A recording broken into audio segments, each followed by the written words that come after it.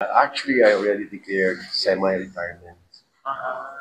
So, like similar to what's happening with the narrative, I want to spend more time with my grandchildren. I want to spend more time with my kids, which I miss during the time I was working day in, day out.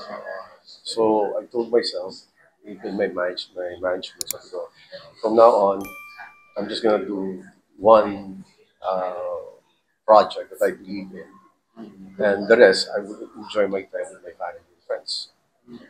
And this came about when I read the material. Sabi ko, okay, this is something I want to do. And yung kasi, I don't consider this as work. Sa akin is form of, number one, is passion, art, and as you mentioned kanina, parang the way you can cope with, parang, it's just part of healing. So but the realization happened to me when my wife passed away. Then I realized so many things pala I missed in my life.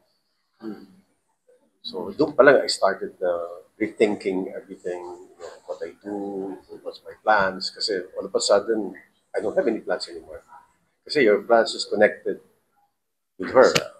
So since wala, what do I do? Parang I have no more, parang, kasi dati my main reason is to put my family, kumbaga, shelter, so and so and so. But right now, since wala na, and all my kids are married, I'm alone.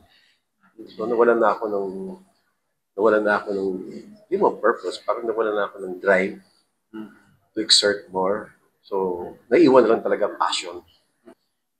But I'm not closing my doors. If it happens, it happens. But then again, my priority right now is more of my kids. Kasi sino ba naman, really old already. So parang I don't want to start from scratch. But then again, if it happens, it happens.